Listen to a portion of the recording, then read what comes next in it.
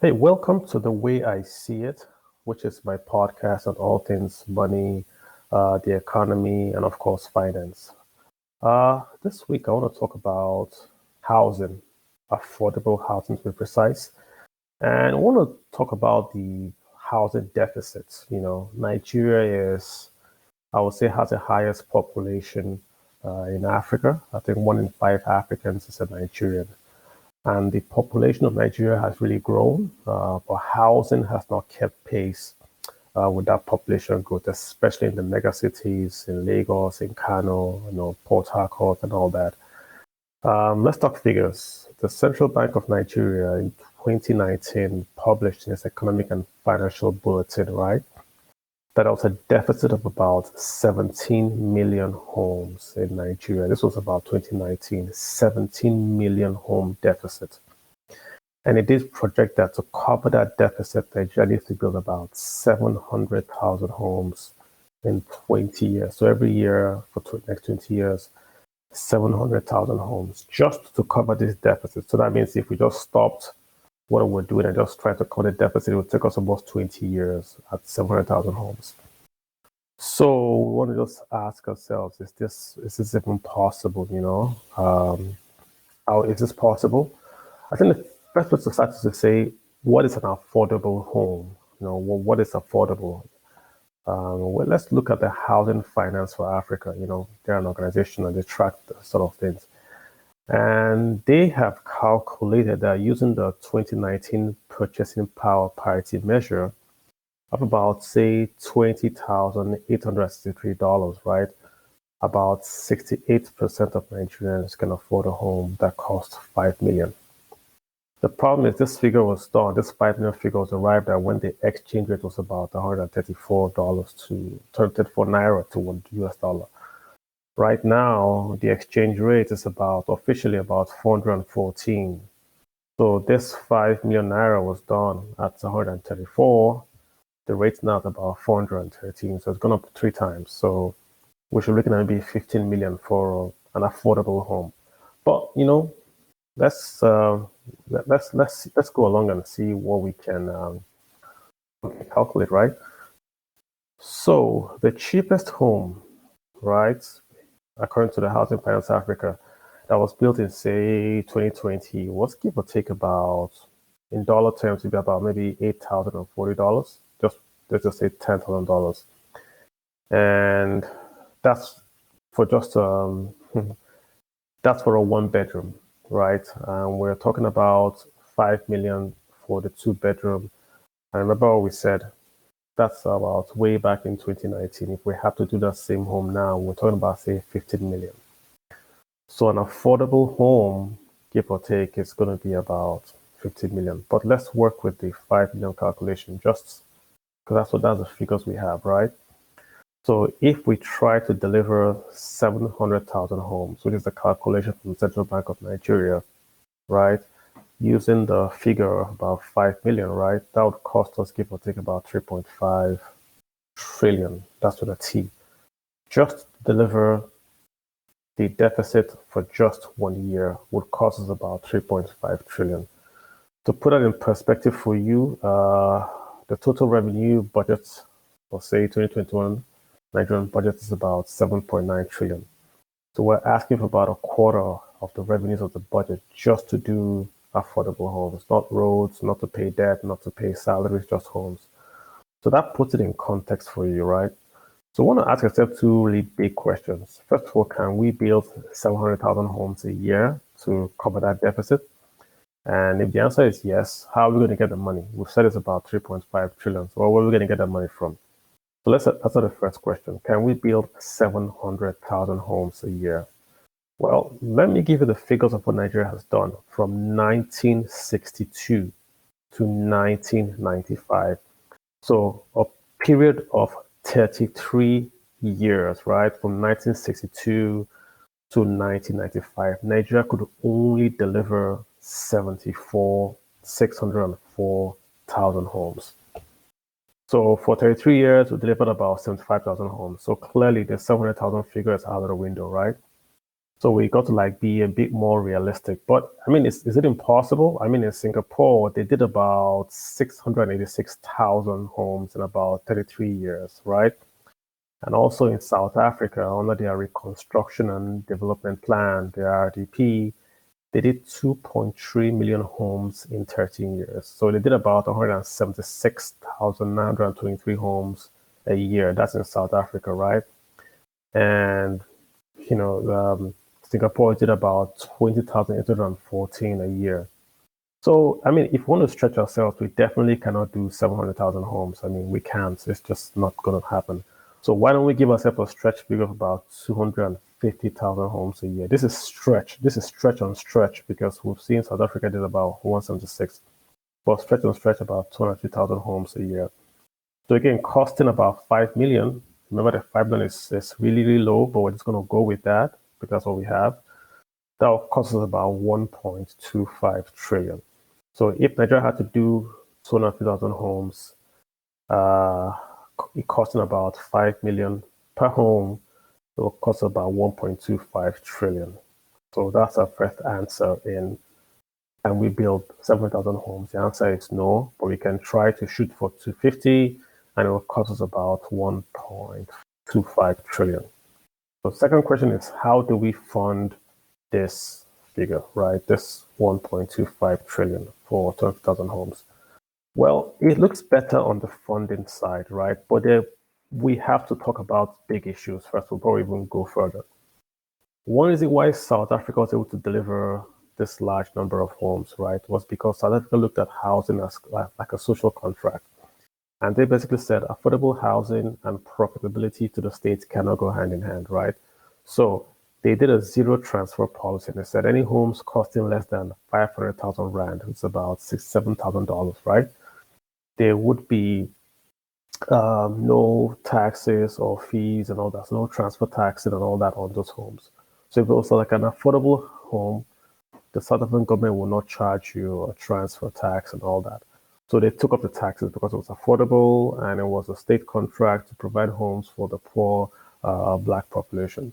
So that's a key thing we have to understand. If you're doing affordable homes, you cannot look at it as a profit generating adventure, right?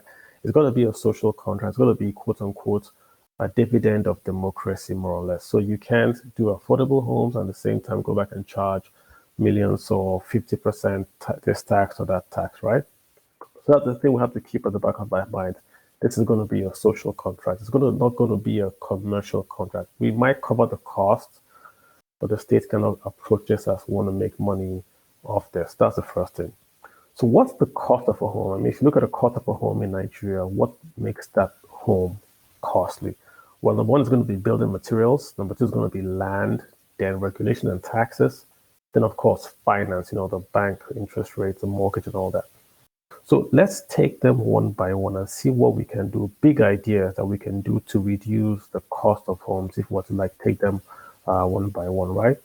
So in building materials, the Federal Minister of Lands, Housing and Urban Development once said that the high cost of conventional building materials, especially cement, was one single most important factor responsible for soaring housing costs in Nigeria. That's true. So the Guardian newspaper, very big paper in Nigeria, they did report that building home prices went up as much as 200% in September this year, 2021. And that 30% of the cost of the building is attributable to building materials and cement alone. So the house, 30% alone is just based off building materials and cement, right? So that means that if we can just simply focus on bringing down the cost of building materials and cement, we're making some headway in bringing down the cost of the home.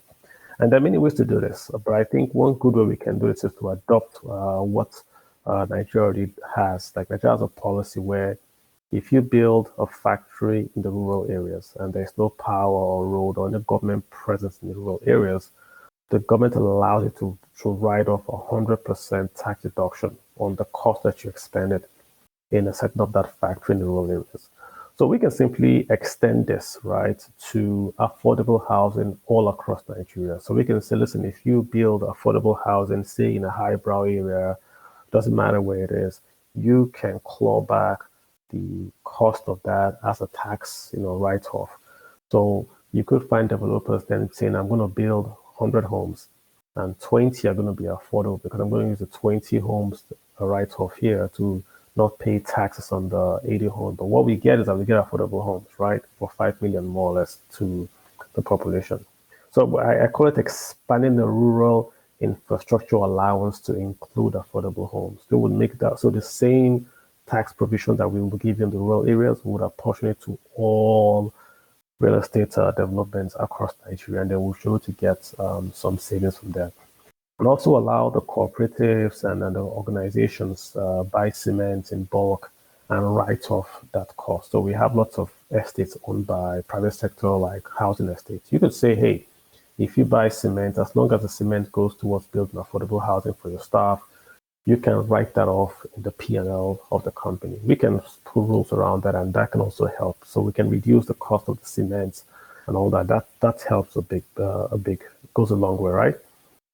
Next is land. Land is expensive, especially in a city like Lagos, where land is really in short supply. And I think the government has focused on building the homes. Maybe the government should focus on just getting the land and preparing the land, like doing the roads and the gutters and the plumbing and all that. Just get the land, clear the land, prepare the land, and then sell the land to developers. If you don't know, Nigeria doesn't have freehold ownership of land. That means that all Nigerian land is owned by the state, and then you use the land for 99 years from the state. So the state owns the land, and then the state then gives you a certificate of occupancy on that land. So the state could say, instead of going to build the homes for sale, we're just going to get the virgin land, we're going to clear it, we're going to build the access roads, we're going to put the gutters, the sewage, the power lines and all that. That would really reduce the cost. So if I'm a developer, I know all I have to do is just to build the houses, affordable houses on the plots. So that also takes away the cost of the land for me, right? And the government doesn't have to then go build. They can just clear, that's all they should just do, just keep on clearing. So for land, also for building materials, we're giving big ideas on that. What about regulation, taxes, and all that? So the first point to make is that you cannot look at affordable housing as a cost center. It's got to be a social contract, right? And we have a data point that is not so good, right? So it costs 70% more than the average sub-Saharan African cost to register a property in Nigeria. So Nigeria is about 183rd out of 190 countries to register a property in Nigeria. This is very expensive. So if property costs are expensive to register, then of course mortgages are going to be expensive to register, right? In Lagos State, which is Nigeria's big mega center, the property registration cost just to register the property is almost 11.1% of the property's value, right? So, and it takes about 12 procedures on like almost 105 days to complete. South Africa, it's about 6.1% and only 33 days to complete those 5 procedures in South Africa compared to 105 days and 12 procedures in Lagos. So these are quick wins that we can easily do, and just get it out of the way and bring down the costs and the time to register properties so that the overall cost now to the developers does fall. And there's a state in Nigeria called Oyo. They're doing a very, very good deal. They've got this digitized certificate of occupancy, so you can basically go online more or less and you can pay for the CFO and it gets all the background processes get done. You can pay with a card. It takes just 60 days and all that. And then the state bears the cost of the surveying and employment permissions. So I think it's called the Oyo State Homeowners Charter scheme. That's a very, very good model that the whole state could copy. The whole idea is to bring down the time, bring down the cost of registering property so it becomes cheaper for developers to then buy land, register, and then set off to ultimately to the buyers. The Land Use Act definitely has got to come into play here. We have to amend that act. We have to make it easier to get an equitable mortgage on property. So that way, if you want to get a mortgage, your bank doesn't have to literally transfer that title to themselves or get the governor himself to sign that particular certificate of occupancy if you want to buy or sell. That would also use the bureaucracy and the time and, of course, the cost associated with it. So we're going to make sure we get that done, right? And of course, the last one is going to be mortgages. The cost of mortgages is pretty high in Nigeria. It can range anywhere from 17 to 25%. We want to see that come down to single digits. And when we can see that come down is to have a refinance corporation buying up these loans, mortgage loans, just like we have in the US, right? We also want to expand access for people that want to basically invest or buy their first home. The Federal Mortgage Bank of Nigeria is really the real and the only affordable housing finance windows for most Nigerians. We need to get more of that. And the way it has to work is just the way the US is doing it right now. You get a first-time home buyer, 30 years, single digit, and then you have a Fannie or Freddie that then buys those mortgages from the commercial banks, releases them, and then they can do more mortgages, right? So the funding is, like I said, it's a bit easier in terms of the structure, not the amount. Nigeria has done well in having a pension scheme. In essence, we've gotten long-term financing, right? So we have the contributed pension companies, which are called pension fund administrators, and they are basically holding long-term assets. These are funds that have been contributed by contributors for their retirement. So we're talking about 15, 20 years on average. So those funds could basically be used to invest in mortgage-backed securities or in REITs, right? But most importantly, we can allow contributors to take a portion of what they have contributed into those retirement savings accounts as a down payment towards a house. So you do a down payment from your retirement savings account into a home, you go live in the home, and then you do a rent to own in a home that the pension fund company buys a REIT or mortgage-backed security. In essence, the pension fund company owns the property that you're living in, and you're making your contribution to the pension fund company, basically servicing a rent-to-own arrangement. I think that would work for both many instances. Number one, the pension fund company has collateral. Number two, you're in the home as you pay rent. Your rent goes to pay the interest on the mortgage. So this cycle is getting, it's getting bigger and getting self-financing. We have to try to link the long-term pension assets to developers, to mortgage, and ultimately to the off-takers who are going to be the guys living in the buildings. Once we can do this, I think we close that loop between funding and development, and it becomes a lot easier for Nigeria to then meet that target, right? So, I mean, the critical success factors, just to emphasize again, taxes and affordable housing do not go hand in hand. We're going to take that off. We have to empower the commercial banks and the pension fund administrators, also the insurance companies, to invest in mortgage-backed securities. So they create special funds that are longer term and lower cost, right? And of course, we have to update our foreclosure laws. All in all, we cannot, I think, at the present situation, do 250,000 homes at 5 million. We have to do much less because of the situation to basically to ramp up. But if we are able to pass this common sense approach to our housing policy, to our laws, to our financing, to the cost of building material, I think we should be well on our way to hitting that target and at least trying to reduce that backlog. That's all we can do now. We have to use the backlog and then try to hope for new technology in housing will then give us a better way to build cheaper homes, maybe horizontally and vertically and all that. That would then be a lot cheaper for everyone. 3D homes and all that. So guys, we'll stop here. As usual, we do this podcast to make you think about these big ideas, and we do hope you come back to us with questions and responses. Twitter is still FinPlanCaloAja1. Do send us your comments, and we hope that you will stay safe out there. Take care of yourselves, guys. Bye.